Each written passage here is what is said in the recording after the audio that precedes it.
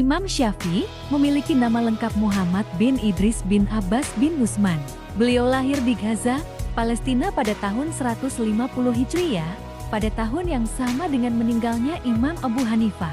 Beliau dilahirkan dalam keadaan yatim, diasuh dan dibesarkan dalam keadaan serba kekurangan. Wafat pada malam Jumat menjelang subuh pada hari terakhir bulan Rajab tahun 204 Hijriah atau tahun 809 Miladiyah, pada usia 52 tahun. Karya dan jasa Imam Syafi'i.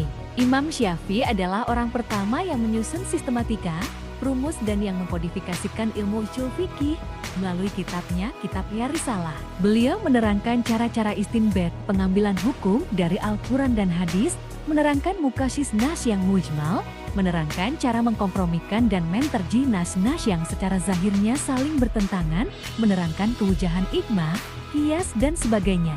Imam Syafi'i juga melakukan penilaian terhadap metode ihtisan Imam Abu Hanifah, metode maslahah mursalah Imam Malik, dan praktek penduduk Madinah yang dipakai oleh Imam Malik. Masa kecil Imam Syafi'i dan perjalanan menuntut ilmu. Sejak kecil beliau sudah tekun dalam belajar menuntut ilmu yang diawali dengan membaca, menulis, dan menghafal Al-Quran. Terbukti ketika beliau berusia 7 tahun, dikenal sebagai murid yang sangat cerdas. Sehingga pada usia 7 tahun, beliau sudah mampu menghafal Al-Quran dengan lancar. Setelah itu, kemudian beliau pergi ke kampung Bani Huzail untuk mempelajari sastra Arab Deni Bani Huzail yang dikenal harum bahasanya. Sampai pada akhirnya beliau bertemu dengan Muslim bin Khalid Az-Zanji yang wafat pada tahun 179 hari, menyarankan beliau agar mempelajari ilmu fikih. Imam Syafi'i sebelum berguru kepada Imam Malik, beliau belajar kepada Muslim bin Khalid Az-Zanji mufti Mekah. Ketika berada di Mekah beliau juga berguru pada Sufyan bin Uyainah, salah seorang ahli hadis di Mekah. Imam Syafi'i mengatakan, kalau bukan karena Malik dan Sufyan, maka akan hilanglah ilmu Hijaz. Di usianya 10 tahun Imam Syafi'i sudah hafal kitab Al-Muwatta karya Imam Malik. Ketika menginjak usia 13 tahun bacaan Al-Quran beliau sudah fasih, bahkan sangat merdu, dan mampu membuat pendengarnya menangis terseduh-seduh. Pada usia ke-15 tahun inilah, beliau sudah diperbolehkan oleh gurunya untuk memberi fatwa di Masjidil Haram.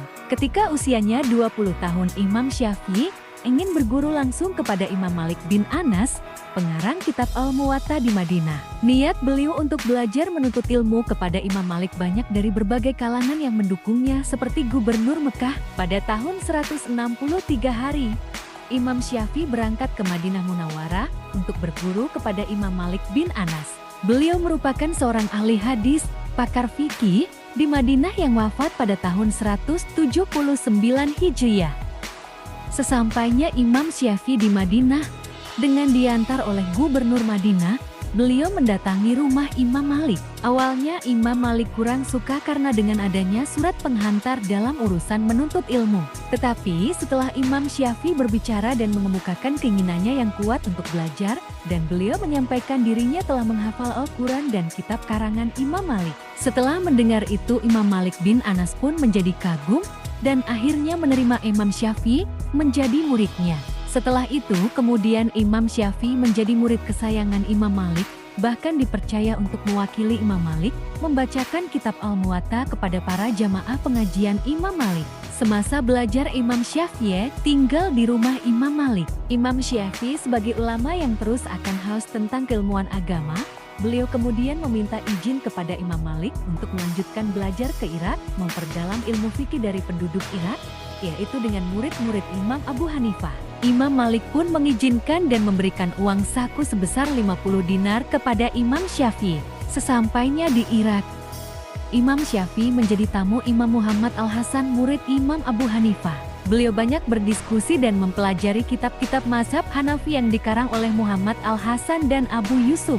Tak hanya berhenti di Irak proses pengembaraan Imam Syafi'i semasa menuntut ilmu, sekitar 2 tahun berdiam di Irak, beliau meneruskan pengembaraannya dalam menuntut ilmu ke Persia, Anatolia, Hira, Palestina, dan Ramlah. Di setiap kota yang dikunjungi Imam Syafi'i, beliau mengunjungi ulama-ulama setempat, melakukan diskusi, mempelajari ilmu dari mereka dan mempelajari adat istiadat budaya setempat. Setelah bermukim 2 tahun di Irak dan 2 tahun mengembara berkeliling ke negeri-negeri Islam, akhirnya Imam Syafi'i kembali ke Madinah dan disambut penuh haru oleh gurunya yaitu Imam Malik bin Anas. Kemudian Imam Syafi'i selama 4 tahun lebih tinggal di rumah Imam Malik dan membantu gurunya dalam mengajar, sampai meninggalnya Imam Malik pada tahun 179 Hijriah. Setelah itu Imam Syafi'i kembali melanjutkan pengembaraannya menuntut ilmu ke Mesir. Berangkatnya beliau ke Mesir, yakni ingin mempelajari ilmu fikih Imam Laits bin Sa'd mufti Mesir. Namun Imam Laits bin Sa'd pada waktu itu sudah meninggal dunia, maka beliau mempelajari fikih Imam Laits melalui murid-muridnya dan berguru dengan ulama wanita bernama Sayyidah Nafisah. Di Mesir inilah beliau menuliskan fatwa-fatwa qaul jadid, pendapat barunya. Imam Syafi'i terus mengajar dan menjadi mufti, memberikan fatwa-fatwa di Masjid Amr bin As sampai wafatnya.